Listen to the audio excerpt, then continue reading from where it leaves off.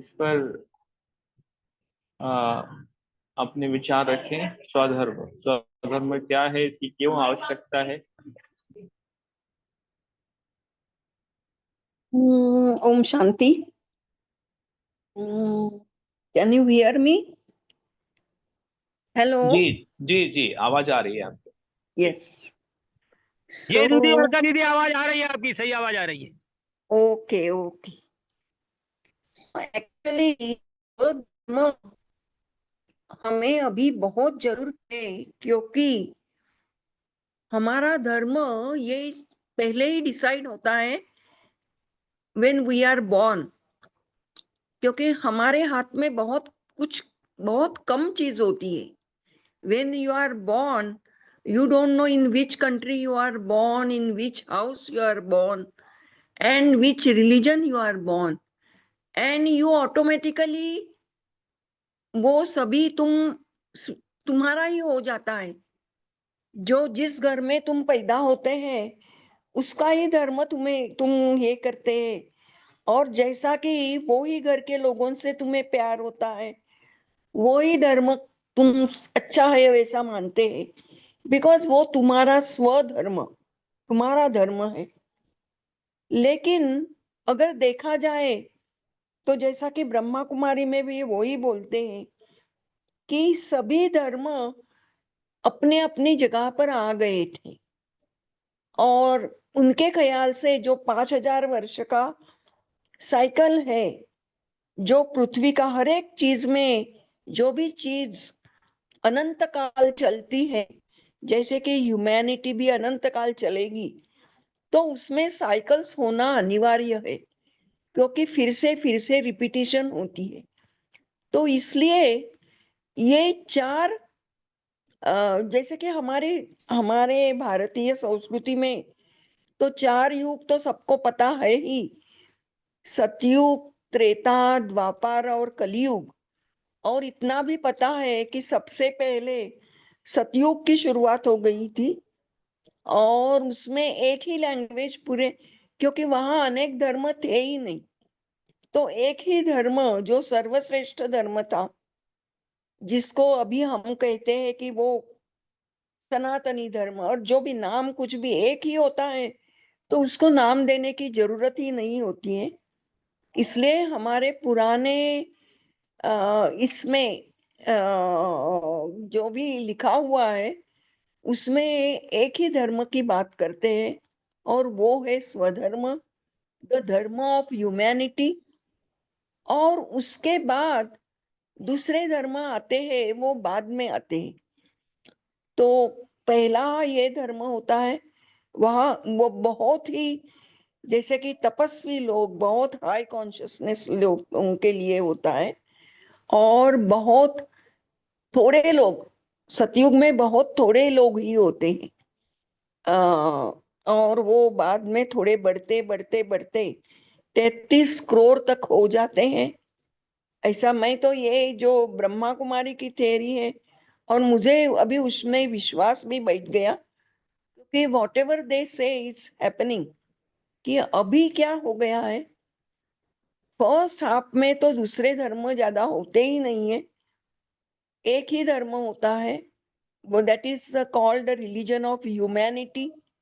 Humanity का religion means अच्छा अच्छा इंसान बनना, जैसे कि हमारे जो प्रॉपर ये है कि काम सिंसियरली करना, झूठ नहीं बोलना, दूसरों को नहीं फंसाना, किसी को दुख नहीं देना, वगैरह वगैरह जो भी हमारा है वो उसमें इंक्लूड होता है। उसके बाद तो तीसरे में जो होता है, थर्ड एंड फोर्थ में और अनेक रिलीजन होते हैं। और सभी रिलीजन्स ऐसे थे पहले से ही।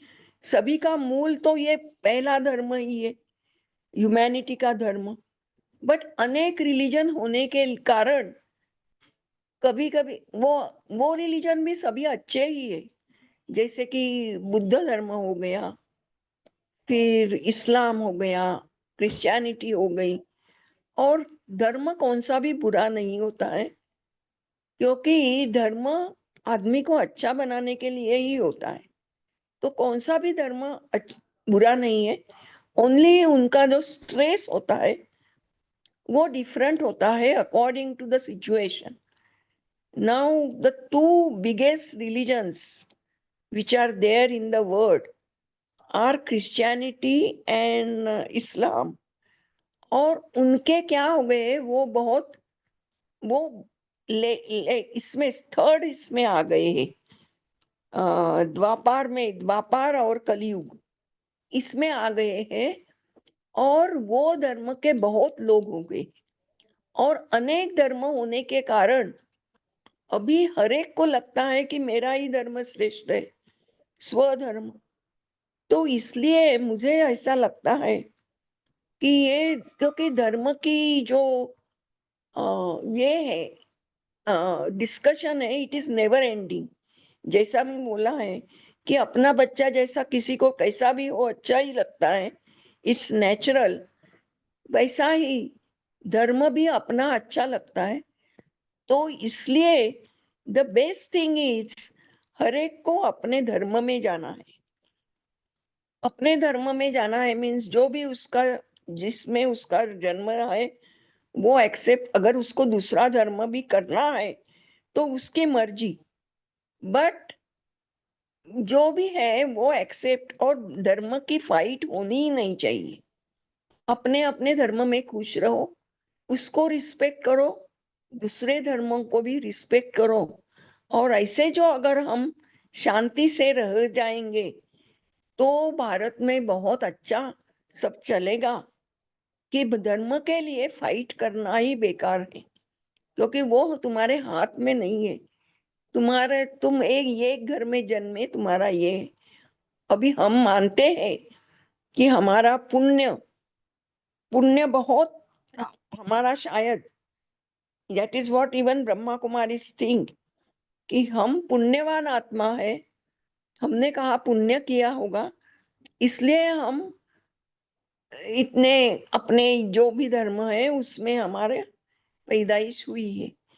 बट अभी जैसा कि इवन दिस सनातनी धर्म so called, it is respecting all the religions, and we also, that is where we who are concerned about India's development should not make religion a part of discussion or part of separation. Not only religion, but even caste and creeds, because nothing is in our hand. And just as a body needs all the four parts, head भी चाहिए, हाथ भी चाहिए, पेट भी चाहिए, और feet भी चाहिए, लेग्स भी चाहिए. इसी तरह जो वर्ण व्यवस्था है उसके लिए भी हमें किसी को भी कम नहीं लेखना है, ज्यादा नहीं लेखना है. जो भी जैसा भी है ऐसा करे, और सबको फ्रीडम मिल जाए अपने को जो अच्छा लगता है उसका, तो पृथ्वी पर स्वर्ग आ सकता है. और दूसरी चीज क्या है कि हमारे इवन लाइकिंग्स, अभी मुझे फॉर एग्जांपल अभी मुझे रिसर्च में ही इंटरेस्ट है, तो मैं सपोज एग्जांपल देती हूँ, तो मैं कहाँ भी जो भी है वहां मुझे एक नया कुछ करने का ही मन होगा, नया सीखने का ही मन होगा, नया कुछ फाइंड आउट करने का ही मन होगा. अगर किसी को ड्राइंग का ये है शौक, तो ये भी हमें समझना चाहिए कि हर एक आदमी को समझना. और स्वधर्म मीन्स उसके बिहेवियर ऑल्सो, उसको क्या what are his plus points and what are his negative points, what are his good things, what are his bad things. और वो समझ के अगर हम वो आदमी को उसी प्रकार शिक्षा भी दे और उसी प्रकार उसको आगे का काम भी करने को देंगे, तो सब कुछ ठीक हो जाएगा. बिकॉज उसमें ही उसकी खुशी है. अगर एक है उसको मैथमेटिक्स में इंटरेस्ट नहीं है और उसको तुम जबरदस्ती से मैथमेटिक्स का ही जॉब देंगे, तो उसके लिए टेंशन हो जाएगा. लेकिन उसको ड्राइंग में इंटरेस्ट है और ड्राइंग का देंगे तो वो बहुत अच्छा करेगा। तो ये सब समझ के कौन सा आदमी, उसके एप्टीट्यूड क्या है, उसका इंटरेस्ट क्या है, उसका स्वधर्म क्या है, यही उसका स्वधर्म है, और उससे अनुसार ये करेंगे तो सब कुछ, every person is happy and country is actually sum total of all people. So if everybody is happy, the country is happy, and everybody will progress well. There will not be unnecessary fights. और यही स्वधर्म का मेरे से अर्थ है। बस, ओम शांति। धन्यवाद अलका दीदी। हमारे बीच में अन्य साथी हैं वरिष्ठ, अ, अ, आदरणीय भाई कमलानंद जी आज जुड़े हुए हैं। तबीयत उनकी खराब थी, तो मैं आग्रह करूंगा कि ये जो विषय है स्वधर्म, इस पर आप कुछ विचार रखें। आदरणीय भाई कमलानंद जी।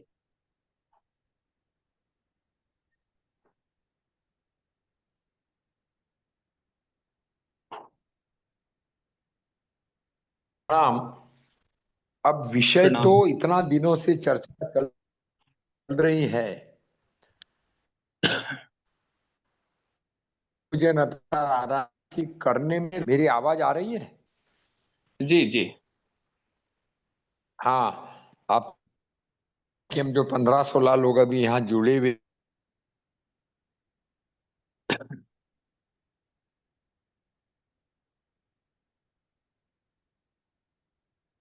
महीने से 5 महीने से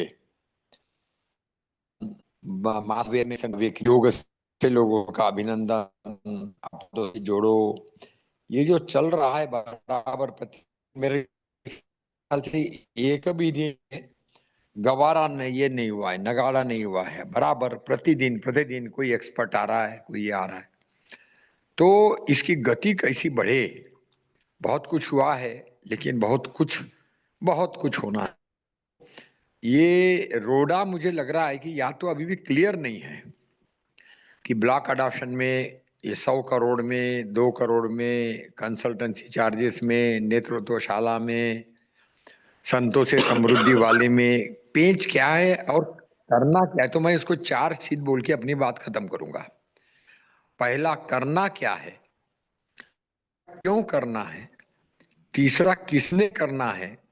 चौथा, कब तक करना है, और करने से उसको क्या लाभ होगा, क्यों करने में आ जाता है, करने में रोड़े क्या है। और वर्तमान की जो सोच है, ग्रांट ग्रांट ग्रांट ग्रांट, फोकट फोकट फोकट फोकट फोकट, ये केवल मोदी जी का या राज्य सरकारों का ही बीमारी नहीं है। ये मथुरा में आप जाइए, मेरे ख्याल से कम 1 लाख लोग कम से कम प्रतिदिन सवेरे शाम फुकट का खाना खा रहे हैं। और उन पे नजर डाले तो उसमें पहलवान भी है, जवान भी है, महिलाएं भी है, युवा भी है। मतलब ये लंगड़े लूलों की बात नहीं है, बात है एक मानसिकता की। अच्छा, पैसे के बाद उनको 10 से 100 रुपया तक मिलता भी है।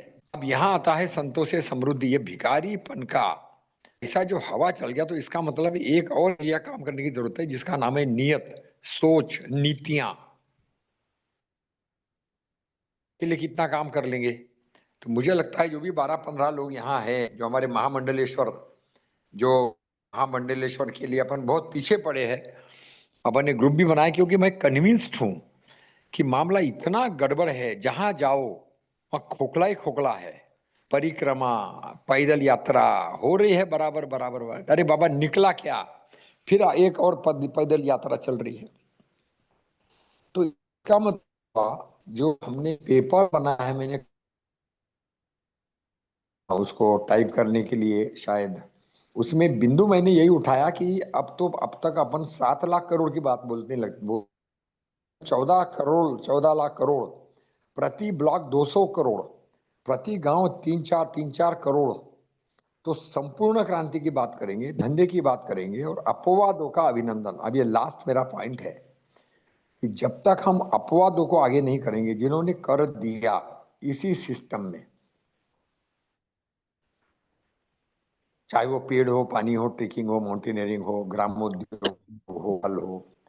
तो ऐसे बहुत है जिन्होंने कर दिया। कल मैं कहाँ बैठा था, परसों ऐसी बस हो रही थी ये चित्रकूट में, अभिषेक जी भी साथ में थे। तो जब हम गोपाल भाई के स्टाफ को पूछ रहे थे तो सबने बोला अरे नहीं नहीं साहब, सब पकड़ वाले हैं, कोई स्वाभिमानी है ही नहीं। तो मैंने कहा गोपाल भाई, ये तो खैर तनख्वाह वाले हैं, लेकिन आप तो जमीन से जुड़े, ईमानदारी से बताओ, क्या ये लोग आज पत्थर तोड़ रहे हैं या कर रहे हैं महुआ, और कोई ग्रांट रिबेट सब्सिडी नहीं है?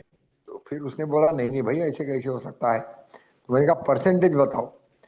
तो बोले कम से कम 40-50% ऐसे लोग हैं जो काम कर रहे हैं बगैर ग्रांट रिबेट सब्सिडी के।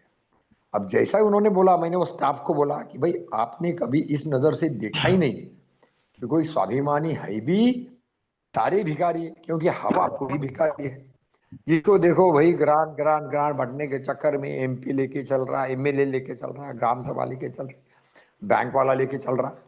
तो ये बहुत भीषण प्रतिकूल स्थिति में हम लोग काम कर रहे हैं, और इसमें फिर भी डटकर है, क्योंकि इसीलिए मैं तो आप बोलूंगा 20%, अगर उसको 20% कंसल्टेंसी चार्जेस, दौड़ना भागना समझाना नहीं मिला तो शायद 10% पर्याप्त नहीं है। तो एक तरफ हमको करना चाहिए 2 करोड़ प्रति गांव, मिनिमम 200 करोड़ प्रति ब्लॉक, और 20% उसके कंसल्टेंसी मोटिवेशन के चार्जेस, क्योंकि ये मैं भी तो अनुभव से, अब गोपाल भाई जैसा लोग जो जड़ से जुड़ा हुआ है वो भी एक बार बोला नहीं नहीं सब फुकड़ वाले हैं, उसका स्टाफ फुकड़ वाला है। तो प्रश्न आता कि स्वाभिमानी लोगों का मार्केटिंग करना, उनका बाजार में प्रतिस्थापित करना, बड़ी लाइन की बात करना अपने आप में एक बहुत बड़ा काम है। तो क्यों ना 20% की बात की जाए कि भैया 10% होगा तो 20% लो। धीरे धीरे धीरे धीरे जब मार्केट में हवा बन जाएगी तो आज कम से कम कोई गांव में, आज गांव में कम से कम धंधे बढ़ाने की बात, रोजगार की बात, इसकी बात मोदी कर रहे हैं, लेकिन मोदी जी कर रहे सरकारी माध्यम से, जो जो बहुत ही बेशर्म और करे। कभी मायावती की सुने, मुलायम की सुने, उधर बंगाल की सुने, उधर केरला की सुने, तो वो तो बहुत ही मोटी चमड़ी का हो गया है व्यवस्था। और वो दिख भी रहा है, ये योगी जी बेचारे फेल हो गए। तो ऐसी दिशा में पहला अपन समझ ले कि अपने दुश्मन कौन है, अपन समझ ले अपने को अपवादों के कंधे को ही अपना बेस बनाना पड़ेगा, जिन्होंने कर दिया कर दिया कर दिया कर दिया कर दिया। तो ये बिंदु है। मैं तो यही कहूंगा कि मामला बहुत मुश्किल है, नहीं तो रास्ता गजवा इंद साफ दिख रहा है, और अभी भी दिख नहीं रहा है, या तो देखना नहीं चाहते हैं। हम तो 5 लाख रुपए की शर्त की बात करते हैं कि हमारी बात में अगर दम न हो तो आजा भैया 5 लाख रुपया लगा ले शर्त, कोई आए तो उत्तर अल्टीमेटली वही है कि जड़ से जुड़ना पड़ेगा, अपवादों को आगे लाना पड़ेगा, और विश्व गुरु की रणनीति में बराबर अपना धंधा ढूंढना पड़ेगा। धंधा हर एक को चाहिए। तो ये गलत फहमी में न रहे कि सेवा फेवा से कोई पैसा देता है। हाँ, पंडित जी की बात अलग है, वो पुराना मार्केट बना हुआ है उनका, स्वर्ग न, तो लोग बेचारे मुख दर्शक बन के सुनते रहते। जो मुझे बड़ी हंसी आती है, तो अब हम ये किताब लिखने के चक्कर में है कि क्या धर्म ने कर आदमी को निर्भर बना दिया है, कि वो अपना मेहनत ही नहीं करना चाहता, सोचना ही नहीं चाहता, बस उसको लगता है घंटा भर सुन लो। तो अभिषेक जी बोलते हैं कि अपने को अध्यात्म से ही जाना पड़ेगा। बात तो सही है, लेकिन साफ साफ थोड़ा बोलना भी पड़ेगा अपवादों को लाकर। तो आइए, चुनौती बड़ी भयंकर है, तो इसमें रास्ता निकालिए अपने अपने तरीके से। मेरी शुभकामनाएं हैं।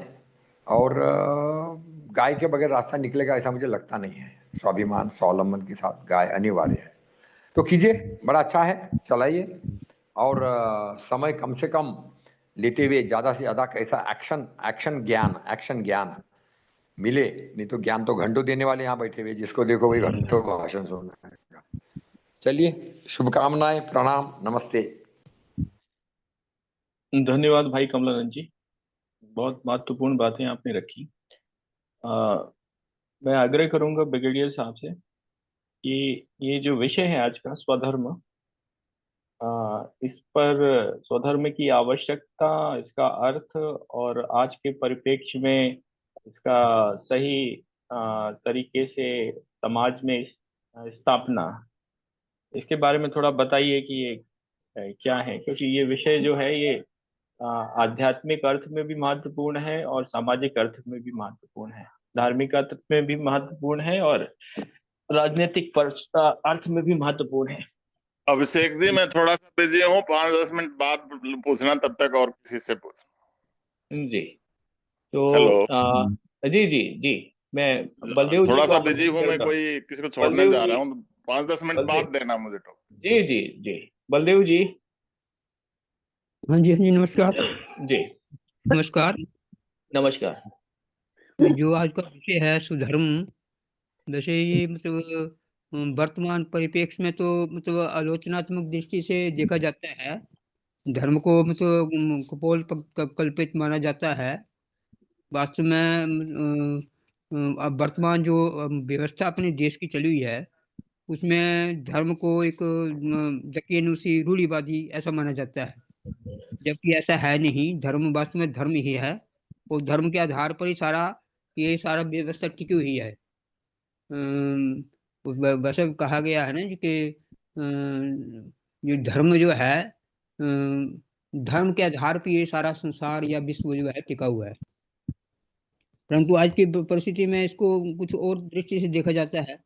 तो धर्म जो अलग अलग प्रकार के धर्म है, जैसे वर्ण आश्रम धर्म है, फिर अपने परिवार का धर्म है, पिता का धर्म, माता का धर्म, पति का धर्म, पत्नी का धर्म, भाई का धर्म, बहन का धर्म, अलग अलग दृष्टिकोण इसको देखा जाता है ऐसे। तो वैसे भी गीता में ये कहा गया है कि अपने धर्म में स्वधर्मे निधन श्रेयः, श्रेयान स्वधर्मो विगुणा पर धर्मा सुनश्चितात्। अपना धर्म जो है अगर विगुण भी आपको लगता है तो भी श्रेष्ठ है दूसरे धर्म के अलावा। और उसने यह भी कहा कि अपने धर्म में मरना श्रेष्ठ है और दूसरे देने वाला है।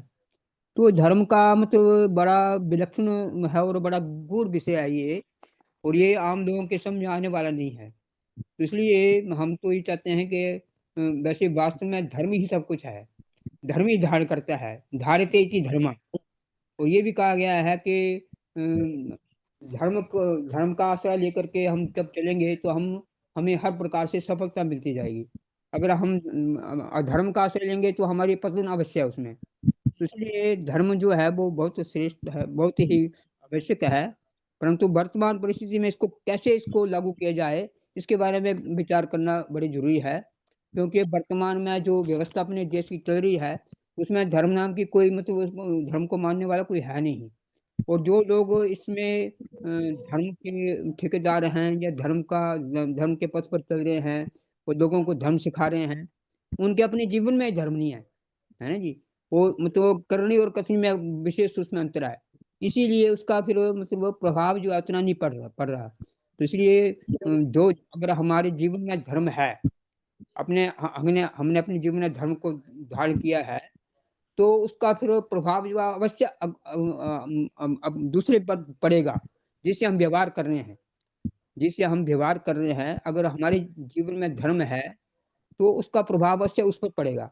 अगर हमारे जीवन में धर्म नहीं है तो उसका प्रभाव नहीं पड़ेगा।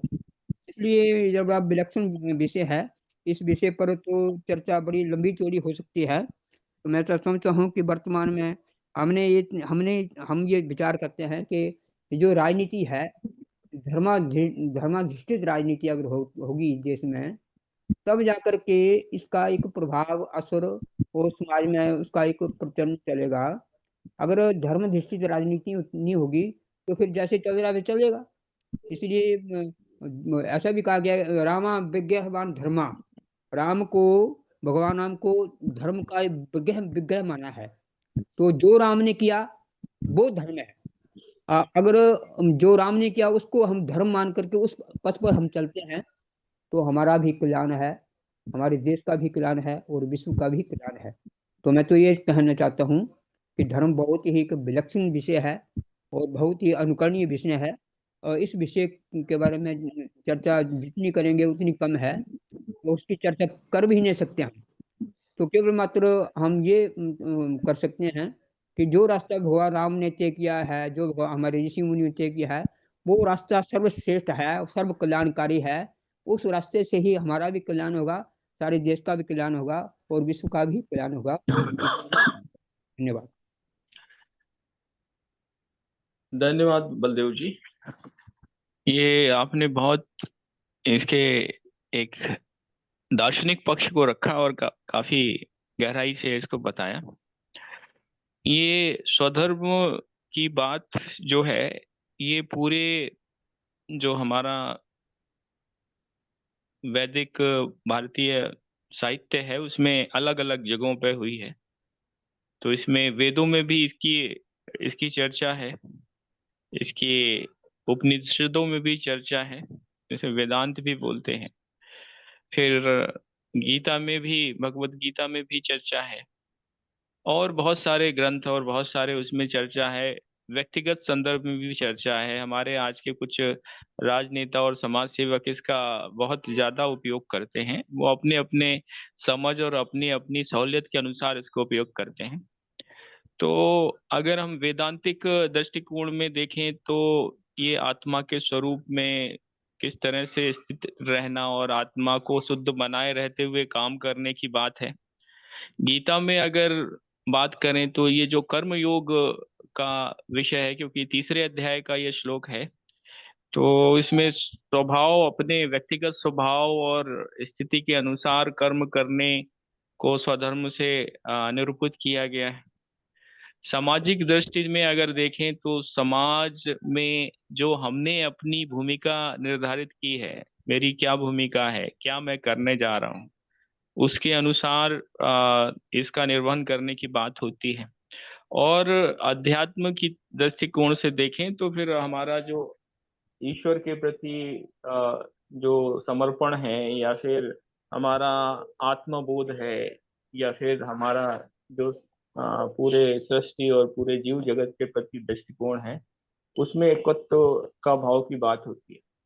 तो स्वधर्म जो है ये एक सिंपल विषय नहीं है, लेकिन अगर हम इसको आज के सामाजिक और राजनीतिक दृष्टिकोण तक ही सीमित रखें, आर्थिक दृष्टिकोण तक ही सीमित रखें, तो वहां से एक नई परिभाषा हम इसकी बना सकते हैं और शायद इसको बेहतर ढंग से हम समझ सकते हैं। तो गोपाल जी कुछ कहेंगे आप? गोपाल।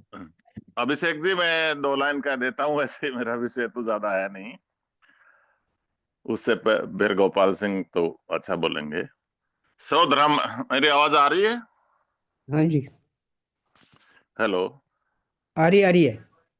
सर्वधर्म का जैसे कि आपने एक्सप्लेन किया है, इसका आर्थिक मीनिंग तो मैं जैसे समझता हूँ, अपना धर्म, अपनी आस्था, व्यक्ति को धार्मिक और जो जैसे हम सनातन धर्म के मानते हैं उन प्रथाओं को निभाना।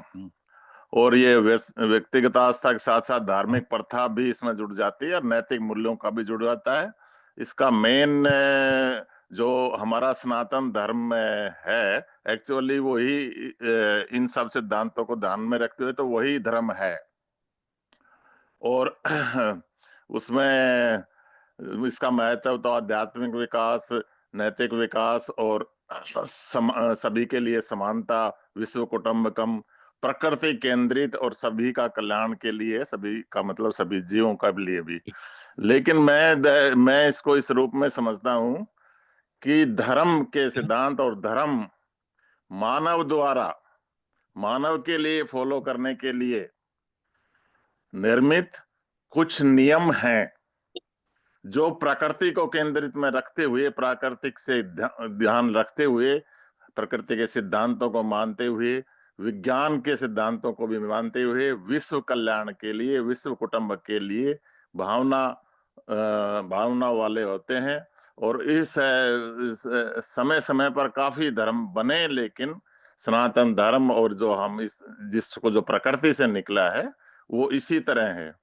तो इनको सबको एक साथ रखने से, और जो हमारे ऋषि मुनियों ने सब धर्म, जिसको आप उस योगी धर्म बोल रहे हो, वो इनको ध्यान में रखते हुए बनाए हैं। पर मेरा मानना तो ये है कि जैसे वेद और ये सब आए हैं उस टाइम के लोगों ने ही तो लिखे होंगे। तो मानव द्वारा मानव के लिए एनिमल्स और वो किसी के ज्यादा काम नहीं आते हैं, लेकिन प्रकृति के जो सिद्धांत हैं उनके अनुसार चलने से और आज की साइंस को भी देने से ये है। अब सनातन धर्म में क्योंकि ये सारी चीजें हैं, वो प्रकृति के सब रूल को फॉलो करता है और सबके लिए विश्व कुटुंबकम की भावना रखता है, और उसमें सभी के लिए, जैसे जीव जंतु के लिए भी और नदी पहाड़ों के लिए भी, निर्जीव के लिए भी, उसमें उसके ऐसे आदर्श निर्मित किए गए हैं। जो सनातन धर्म ग्रंथ है वो इस तरह का, मैं तो समझता हूँ, मेरे को कम है इसकी इसकी जानकारी। तो यही मैं कहना चाहता था। धन्यवाद।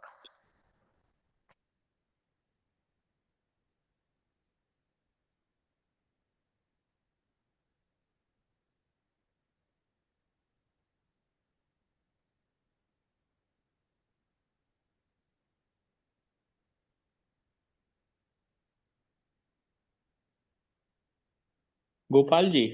हेलो जी, गोपाल नमस्कार। हम्म, आ,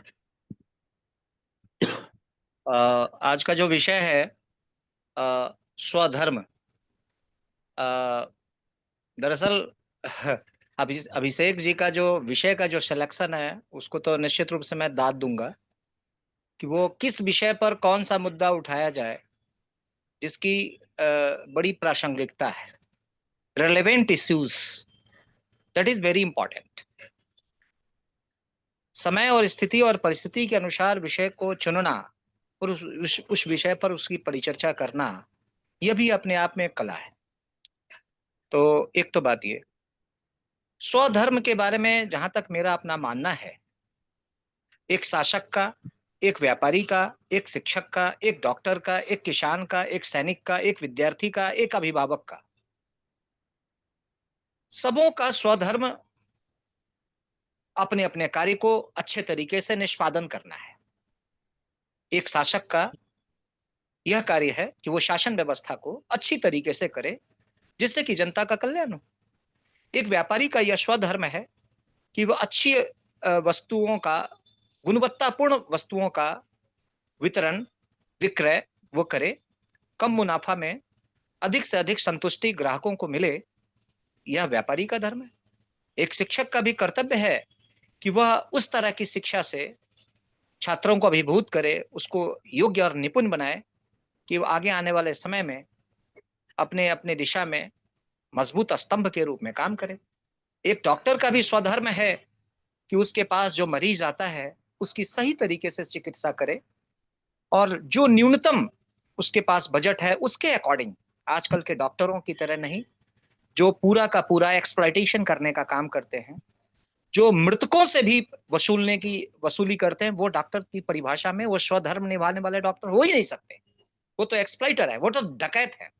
मैं तो उस डॉक्टर की बात करता हूं जो 10 रुपए के फीस में भी अपनी पेशेंट्स को देखता है। वो है डॉक्टर का असली मायने में। तो डॉक्टर का वो स्वधर्म है कि वह अपने यहाँ से किसी को निराश नहीं जाने देता है, जिसका जो बजट है उस बजट के अकॉर्डिंग उसकी चिकित्सा करता है।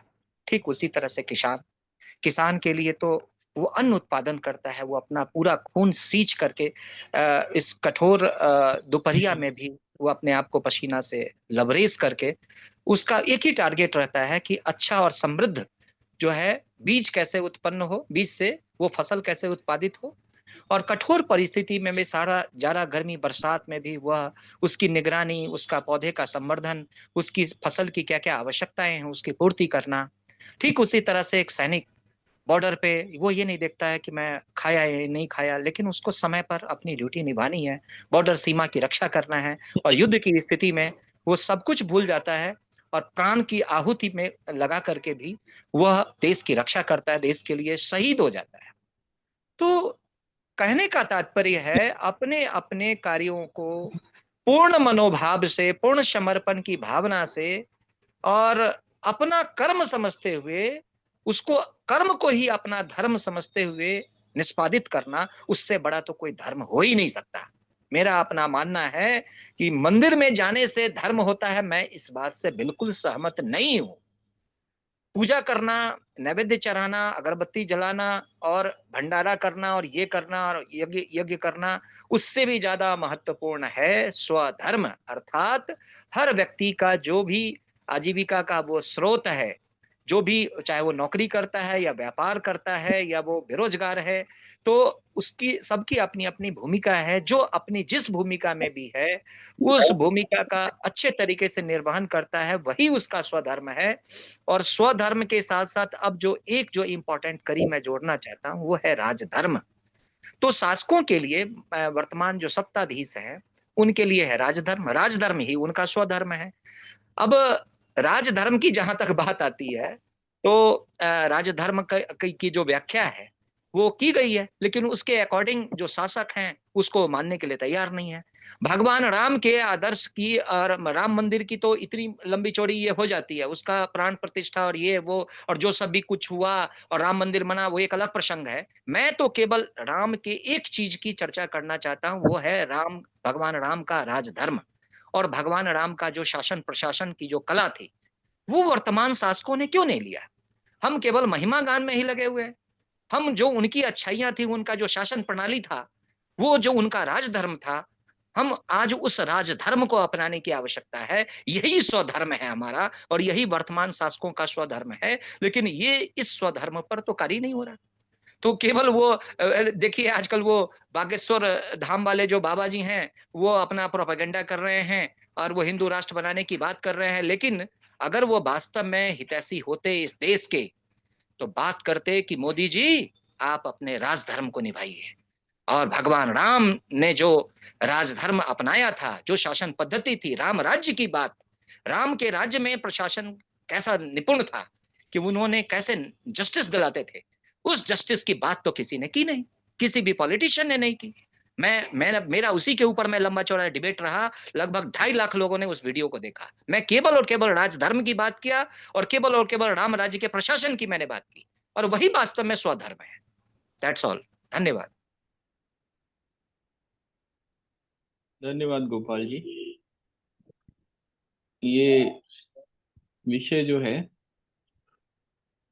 स्वधर्म और राजधर्म, तो राजधर्म अगर वो राजा है तो राजा का स्वधर्म में जो है तो राजधर्म आएगा ही। अगर डॉक्टर है तो उसके स्वधर्म में उसका पेशे का धर्म आएगा ही। इसको लेकिन थोड़ा सा आ, दूसरे ढंग से बताया जाता था। उसे वर्ण धर्म भी बोला जाता था। वर्ण का मतलब है वर्ण करना। क्या वर्ण किया हमने, क्या हमने चुना। अगर हमने चुना डॉक्टर बनना, तो डॉक्टर का काम है जो मरीज हैं उनकी सही देख रेख करना। अगर हम पुरानी परंपरा को आधार बना के बात करते हैं, तो वहाँ तो किसी भी डॉक्टर का के पास ये अधिकार ही नहीं होता था, किसी वैद्य के पास अधिकार ही नहीं होता था कि वो किसी पेशेंट से पैसे चार्ज कर सके, नहीं मांगता था वो। लेकिन आज जीवन मूल्य बदल चुके हैं और डॉक्टरी एक पेशा बन चुका है, एक व्यवसाय बन चुका है। तो ऐसी स्थिति में हम जब बात करते हैं उन आदर्शों की और उन चीजों की, तो यहाँ पर हमें दो अलग अलग फ्रेम ऑफ रेफरेंस दिखाई देते हैं। अब अगर हम बात करते हैं कि किस तरीके से हम अपने रेफरेंस को बदलें और अपनी उसको सोच को बदलें, तो यहाँ एक बात आती है कि 2 करोड़ और खर्च करके कोई बनने वाला डॉक्टर आ, वो कितने सत्य निष्ठा से, कितना धर्म परायणता से आ, अपने मरीज का इलाज करेगा, ये एक एक बहुत बड़ा प्रश्न है। क्योंकि उसके नज़र में पैसा जो है वो दिखाई देगा कि हमको पैसा कैसे निकालना है और कैसे अपना पैसा बढ़ाना है, क्योंकि उसको पैसे ने डॉक्टर बनाया था। तो बदल गए ना जीवन के सिद्धांत, दर्शन, सोच बदल गई। ऐसे ही एक टीचर है, वो जो बच्चों को पढ़ा रहा है, और वो किसी एक ऐसे स्कूल में है जहां पर उसको टारगेट मिले हुए हैं कि आपको ये टारगेट अचीव करने हैं। टारगेट तो अब डॉक्टरों को भी मिलने लगे हैं कि आपको 5 लाख के ऑपरेशन करने हैं, इतने का ये करना है, इतने का ये करना है। तो अब ऐसी समाज और ऐसी स्थिति में हम लोग आ चुके हैं। वहां पर न शिक्षक उस दौर में पैसा लेता था किसी से, न वैद्य लेता था, न ही कोई इस तरह का सेवा करने वाला लेता था। लेकिन अब वो जीवन मूल्य बदल चुके हैं, सोच बदल चुकी है, तौर तरीके बदल चुके हैं।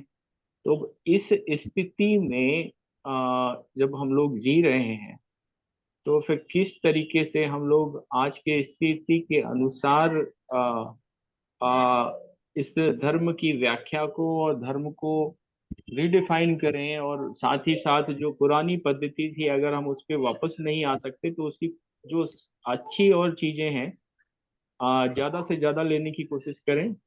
और स्वधर्म व्यक्ति के जो व्यक्तिगत आचरण है और जो उसका कार्य है जो उसने अपनाया है, उसमें उसको जोड़ते हुए कैसे इसको बढ़ाया जाए, तो ये एक चर्चा का विषय हो जाता है। अब ये विषय जो है, ये हमारा जो कार्यक्रम जो हम लोगों ने बनाया, village adoption, ward adoption, block adoption, उससे भी संबंध रखता है।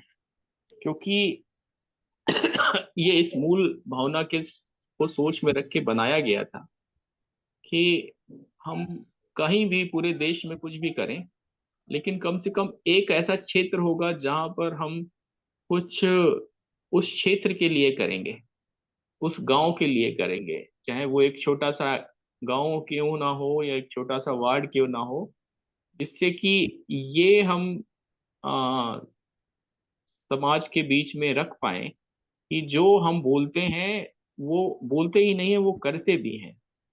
और ये अगर सिद्ध करने की स्थिति में हम आ जाते हैं तो काफी सारी चीजें जो हैं वो स्वतः हो जाएंगी। क्योंकि जो सत्य है उसमें मिथ्याचार नहीं हो, इसी के लिए मनसा वाचा कर्मणा तीनों में एकरूपता दिखाई जाती है। तो हम जो बोलते हैं वही सोचते हैं और वही करते हैं, ये इससे सिद्ध हो जाएगा।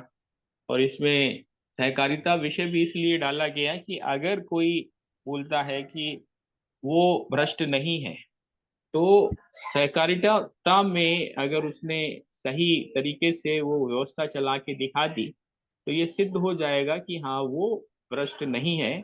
और वो जो है वो जैसा बोलता है वैसा ही उसने करके भी दिखाया और सिद्ध किया। तो ये एक तरह का टेस्टिंग कम एग्जीक्यूशन मॉडल है जिस पर काम करने का प्रयास चल रहा है। और यहाँ पर भी स्वधर्म वो कितनी अच्छे ढंग से कौन निभा रहा है, उसकी बात दोबारा आ जाती है कि हम अपने स्वधर्म को किस तरीके से अच्छे तरीके से आ, वो कर पा रहे हैं। तो विषय जो है वो विषय सारी चीजें एक दूसरे से जुड़ी हुई हैं। अगर कोई राजनीतिक परिवर्तन, राजनीतिक बदलाव लाना चाहता है तो उसके लिए भी बड़ी लंबी यात्रा तय करनी पड़ती है। सबसे पहला तो उसका पड़ाव यही होता है कि वो जिस क्षेत्र में रह रहा है या जो क्षेत्र उसने अपना कार्य क्षेत्र बनाया हुआ है, कोई जरूरी नहीं है कि जिस क्षेत्र में रहता है वहां पे काम करे, कहीं वो दूसरी जगह भी कर सकता है। जो उसने कार्य क्षेत्र बनाया हुआ है उस कार्य क्षेत्र में, उस छोटे दायरे में, उस सीमित दायरे में भी क्या उसका वो उपयोग कर पा रहा है, उस विचार का प्रसार कर पा रहा है, उससे कुछ मॉडल बनाने की दिशा में कुछ आगे बढ़ पा रहा है। तो ये चीजें जो है वहां पर भी जाकर इनका टेस्टिंग हो सकती है। अब इसको हम दूसरी चीजों से जोड़ते हैं। अगर हम अपने पुराने उससे जोड़ें या हम राजनीति से जोड़ें, तो राजनीति में भी ज्यादातर क्या होता है हमेशा नहीं होता है, ज्यादातर यही होता है कि जो राजनेता होता है वो पहले छोटे स्तर पे सफलता पाता है, फिर बड़े स्तर पे जाता है, सब सफलता पाता है। सफलता पाता है वो सही तरीके से पाता है या गलत तरीके से पाता है, वो एक दूसरा विषय है। लेकिन आ, क्रम यही है, एक छोटा स्तर फिर इसका बड़ा स्तर। तो कोई भी काम जो है उसको पहले छोटे स्तर पर किया जाए, उसका प्रूफ ऑफ कॉन्सेप्ट किया जाए, और फिर इसके बाद उसको बड़े स्तर पे ले जाया जाए। और यहाँ पे हमारे स्वधर्म की भी परीक्षा हो जाएगी, वो हमारे राजधर्म की परीक्षा हो जाएगी, और हमारे धर्म की परीक्षा हो जाएगी। देखिए, धर्म को, मजहब और धर्म को रिलीजन से मिक्सअप करना हमें बंद करना पड़ेगा, क्योंकि धर्म रिलीजन नहीं है, धर्म मजहब नहीं है, धर्म दीन नहीं है। ये सबके तात्पर्य, सबके अर्थ अलग हैं। अगर मैं इसको एक लाइन में बताऊं तो आप धर्म को आप ऐसा समझ सकते हो कि जो दुनिया की या फिर पूरे इस ब्रह्मांड की, पूरे इस यूनिवर्स की जितनी भी अच्छाइयां हैं, जो भी आपको लगता है कि ये आप अपने अंदर में ले सकते हो और जो शाश्वत है, जो मतलब आपको लगता है कि हाँ ये बदलेगा नहीं, उसको आप धर्म के तौर पर अपने जीवन में जोड़ सकते हो। ये फ्लेक्सिबिलिटी देता है, और यहाँ पर चीजों को अंडरस्टैंड करने की और अपने हिसाब से वो करने की फ्रीडम होती है। लेकिन जब हम रिलीजन या मजहब या पंथ और संप्रदाय में आते हैं, तो यहाँ पर हम वो फ्रीडम खो देते हैं। सभी लोग ये लाइन ध्यान से सुनो। रिलीजन जो होता है, जो मजहब होता है, जो पंथ संप्रदाय होते हैं, यहाँ पर हम अपनी फ्रीडम खो देते हैं, क्योंकि यहाँ पर हमें हमारा जो मौलवी होता है, पुरोहित होता है, जो हमारा प्राइस्ट होता है, पादरी होता है, वो हमें बोलता है कि सिर्फ यही सच है और इसके अलावा कुछ सच नहीं है। तो हम वो लिवरेज खो देते हैं। हम जो मतलब बोलते हैं कि हम अपने आत्मोलोकन को, क्रिटिकल असेसमेंट को, अपने freedom of understanding and expression की पावर को खो देते हैं। तो अगर हम 15 लोग हैं, तो ये 15 लोग पहली चीज तो ये जान लें कि हम धर्म की बात कर रहे हैं तो वो रिलीजन की बात नहीं कर रहे हैं, वो मजहब की बात नहीं कर रहे हैं, वो दीन की बात नहीं कर रहे हैं, वो पंथ की बात नहीं कर रहे हैं, वो संप्रदाय की बात नहीं कर रहे हैं। दोनों चीजें अलग हैं। और मेरा मानना से जब बात शुरू करें तो उसके भी पीछे बेसिस होना चाहिए। बेसिस कैसे बनाया जाता है? बेसिस का आधार होता है कि वो जो ज्ञान हमने लिया है, वो जो मेरा मानना, जो पर्सनल बिलीफ सिस्टम हमने बनाया है, उसको हम ओरिजिनल टेक्स्ट जो है, ओरिजिन जहां से उनका ओरिजिन हुआ है, उनसे रेफर करते हुए आगे बढ़े। क्योंकि जैसे जैसे चीजें आगे बढ़ती हैं, वैसे वैसे मिलावट होती है। कोई अगर एक घटना ही हम ले लें, कोई घटने को ही एग्जाम्पल ले लें, तो घटना में भी ऐसा ही होता है कि कोई एक घटना घटी, जिन कारणों से घटी और जो फिर वो मीडिया में लिखी गई या जो वहां पर लोग थे उन्होंने देखी, तो इंटरप्रिटेशन अलग होने लगते हैं। और वो जब मासेस तक जाती है, बड़े जन समुदाय तक जाती है या लेखों में लिखी जाती है, तो वो मूल विवरण ही बदल जाते हैं। इसीलिए कहा जाता है ओरिजिनल टेक्स्ट को पढ़ना और समझना जरूरी है। तो जब हम स्वधर्म की बात कर रहे हैं तो पहले धर्म को भी हमें समझना पड़ेगा, और वर्ण को भी समझना पड़ेगा, और स्व को भी समझना पड़ेगा, तब स्वधर्म पे हम अच्छी एक अंडरस्टैंडिंग बना पाएंगे।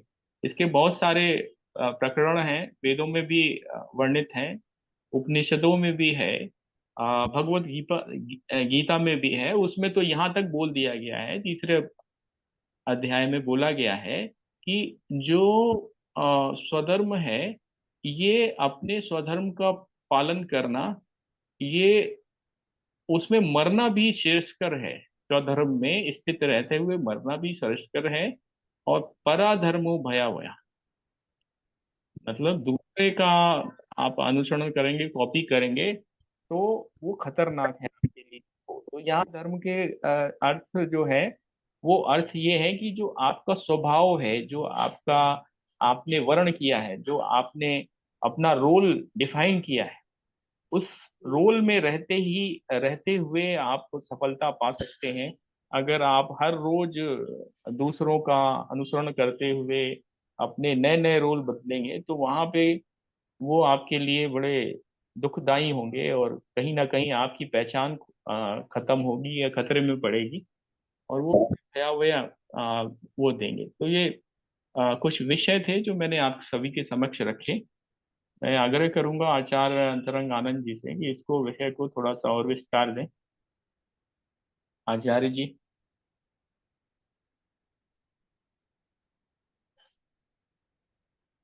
हेलो। हाँ, आवाज आ रही है आपको? जी जी जी। मैं थोड़ा 5 मिनट लूंगा जरा। मैं अभी क्लास खत्म हुआ मेरा जी, तक। ठीक ठीक। तो हमारे जो अन्य साथी हैं, महेश्वरी पांडे जी, वो इस पर विचार रखें। महेश्वरी पांडे जी।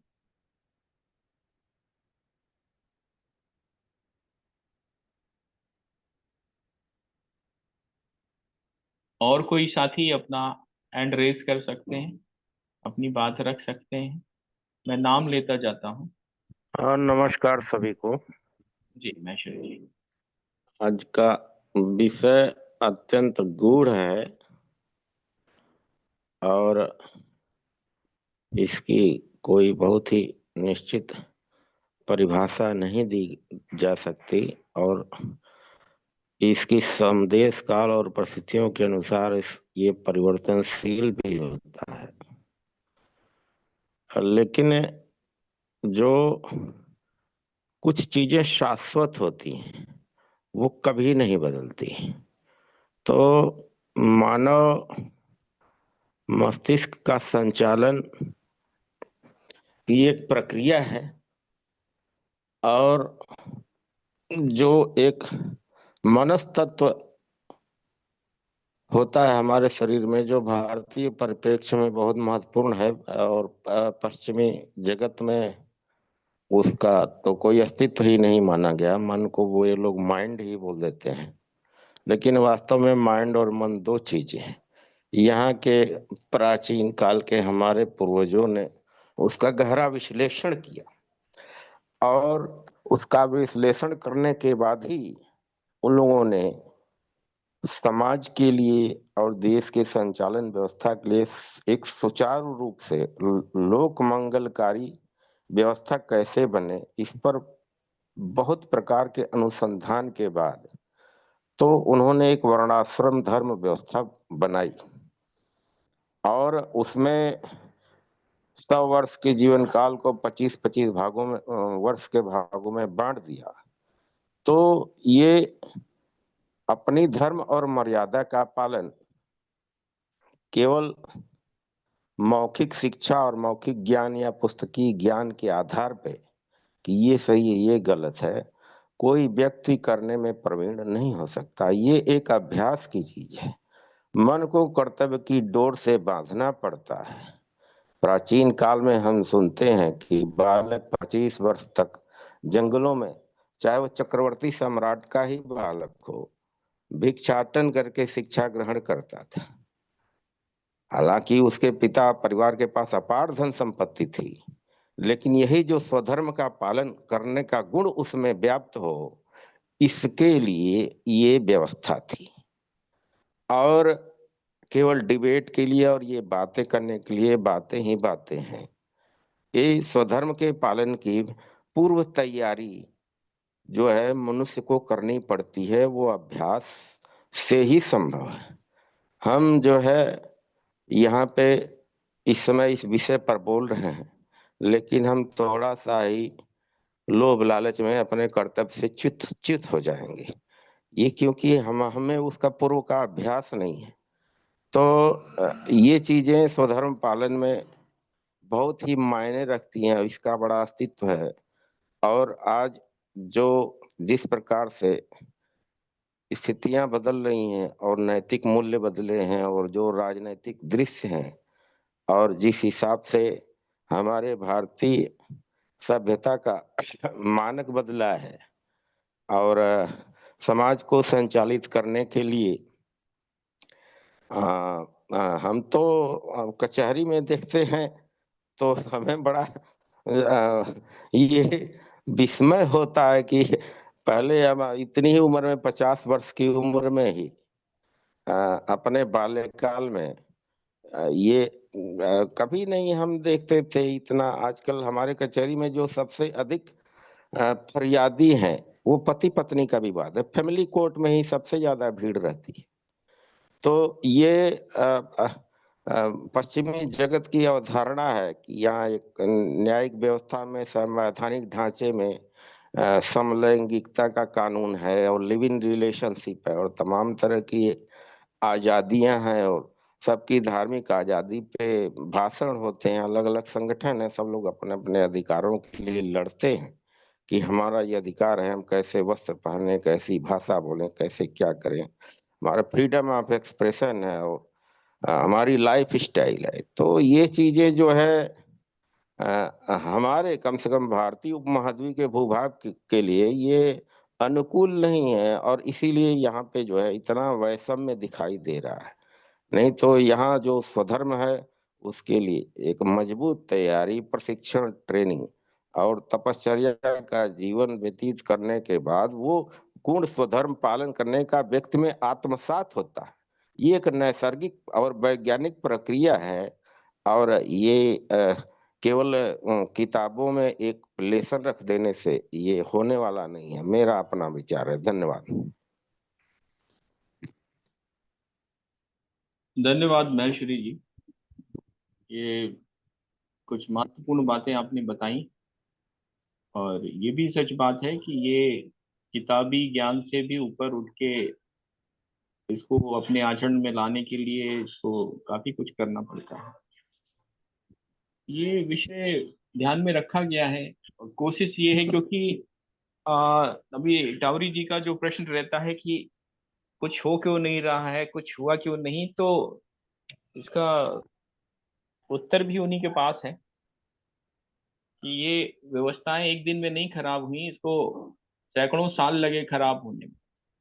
और इसको अगर हम बनाने चलेंगे तो सैकड़ों साल लग जाएंगे, तब जाके कुछ सुधार आएंगे और कुछ अच्छाइयाँ पुनर्स्थापित होंगी। ये स्थापना करनी होती है।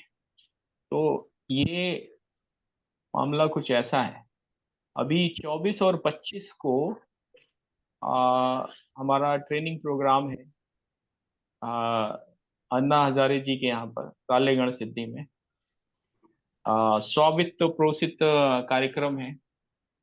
2 दिन के रहने खाने और घूमने का खर्चा 2000 रुपये आ रहा है। ये बताना इसलिए जरूरी हो रहा है क्योंकि अभी हमने शायद इसको डिक्लेयर नहीं किया है अपने कार्यक्रम में, तो सूचित कर देते हैं साथियों को, जिनको जुड़ना होगा वो जुड़ेंगे। और ये कुछ ऐसी भी विसंगति है या बोलने की सच्चाई है कि जो सूत्र हैं वो सूत्र बोलते हैं धर्मस्य मूलः अर्थः। जो हमारे धर्म हैं, जितने भी धर्म हैं, कई सारे एक समय में कई सारे धर्मों का पालन करना होता है व्यक्ति को। वो गृहस्थ धर्म का भी पालन करना होता है, वो अगर राजा है तो राजधर्म भी का पालन करता है, नहीं तो अगर वो कोई काम है तो वर्ण धर्म भी है, उसका स्वधर्म भी है, मानव धर्म भी है और बहुत सारे धर्म होते हैं। तो वो ये सभी का पालन जो है, ये सभी के पालन में बहुत जगह पे अर्थ की आवश्यकता भी होती है। तो ये सिर्फ और सिर्फ धर्म की बात नहीं है, इसमें अर्थ और जो हमारे इच्छाएं हैं, कामनाएं हैं, उनकी भी बात है। और जो उसके आगे की बात है कि जो हमारी लिबरेशन है, मोक्ष है, उसकी भी बात है। एक समग्रता की बात है और इस समग्रता के तरफ कैसे बढ़ा जाए, हमारे कार्यक्रम जो हो, जो लोग उसमें जुड़े, जो उसमें को लेके आगे बढ़े, उनको एक समग्र सोच उनकी कैसे हो, कैसे बनाई जाए, तो उसी का ये प्रयास है। और साथ ही साथ चीज़ों को जब हम थ्योरी से प्रैक्टिकल की तरफ लाते हैं और प्रैक्टिकल से उसके एग्जीक्यूशन और एग्जीक्यूशन से रिजल्ट की तरफ बढ़ते हैं, तो काफ़ी सारे चैलेंजेस आते हैं।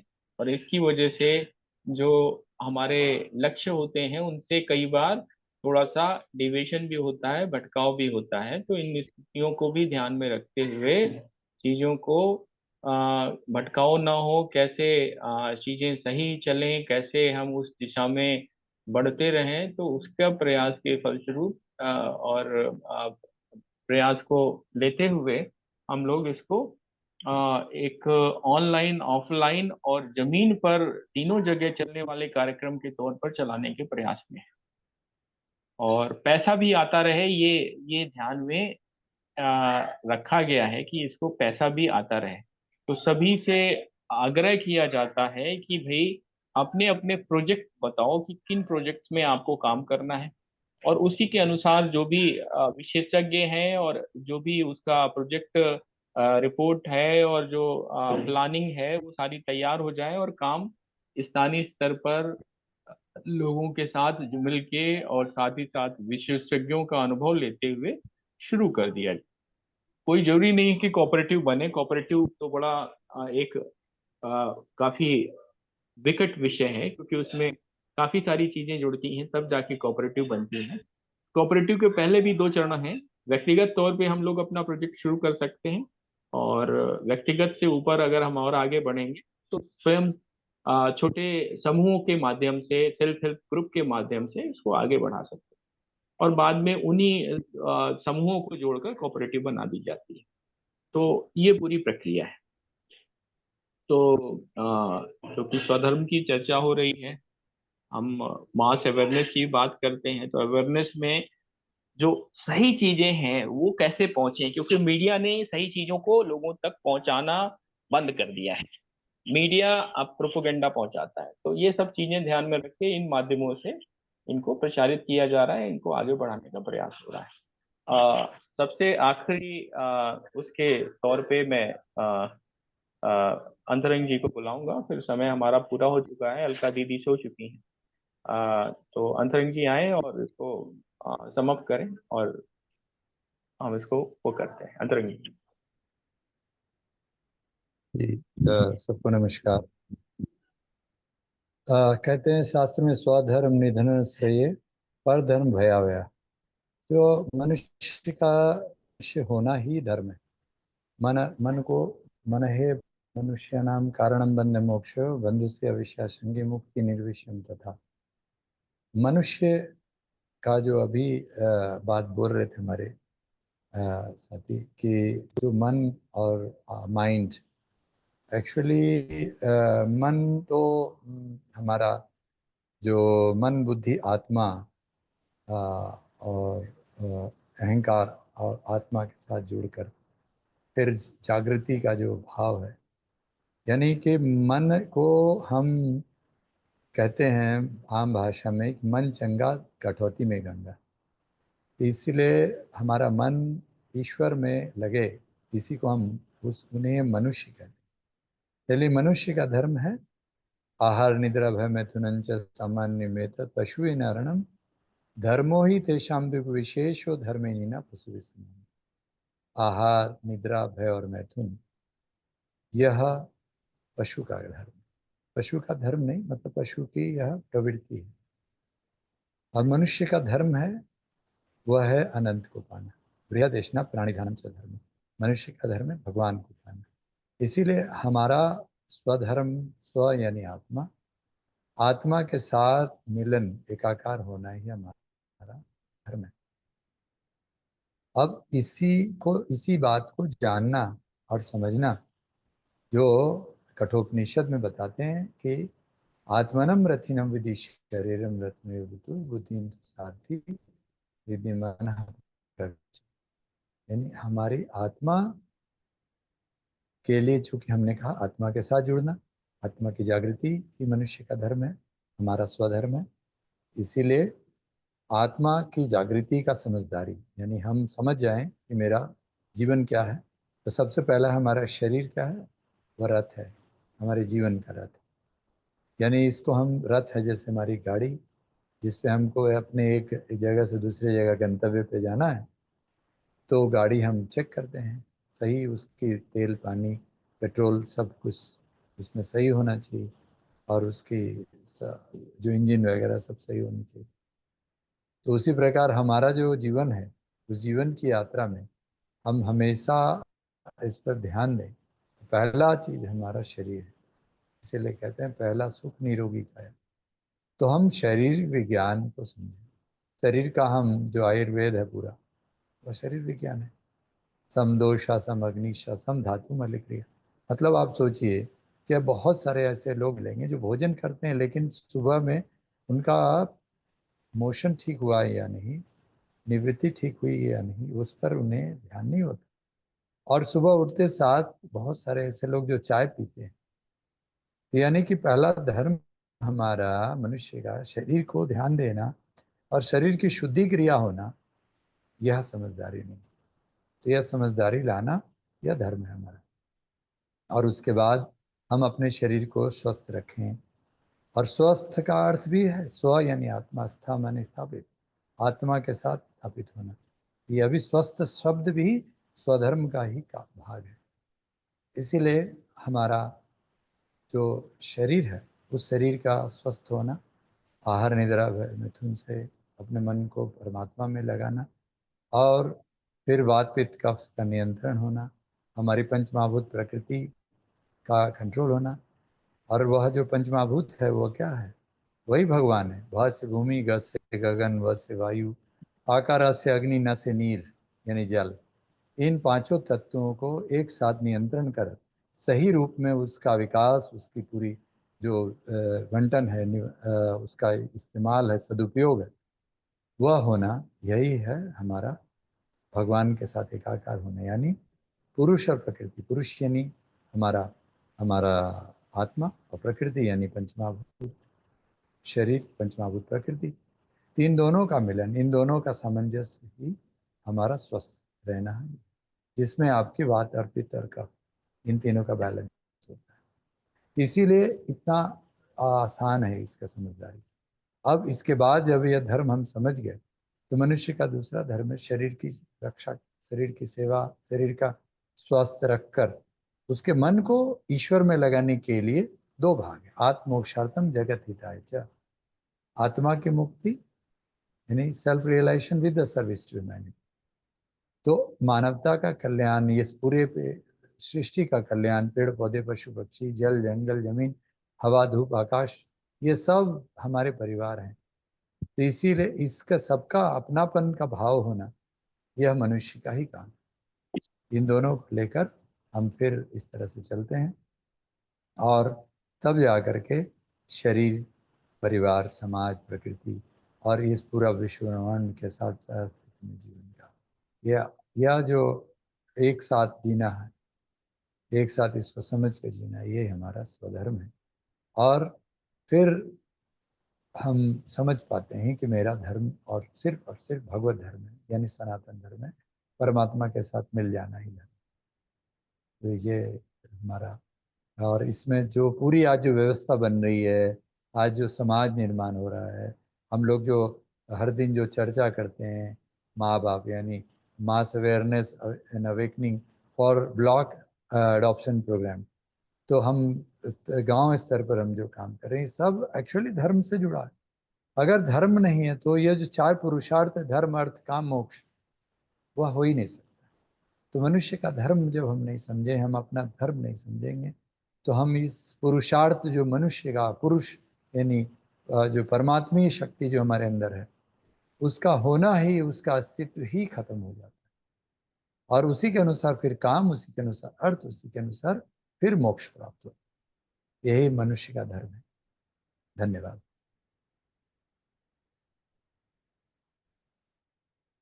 धन्यवाद आचार्य जी।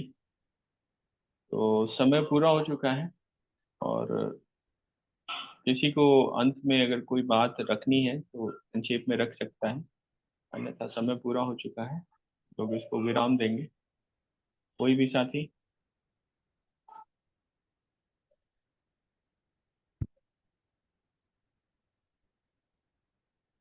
मैं आग्रह करूंगा अरुण जी से कि अरुण जी आए, प्रोफेसर अरुण तिवारी जी, और कार्यक्रम का समापन करें।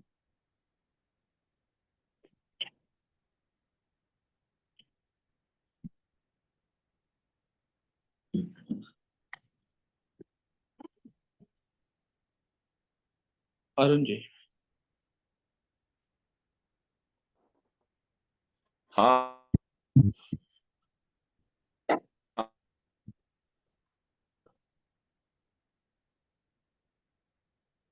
हाँ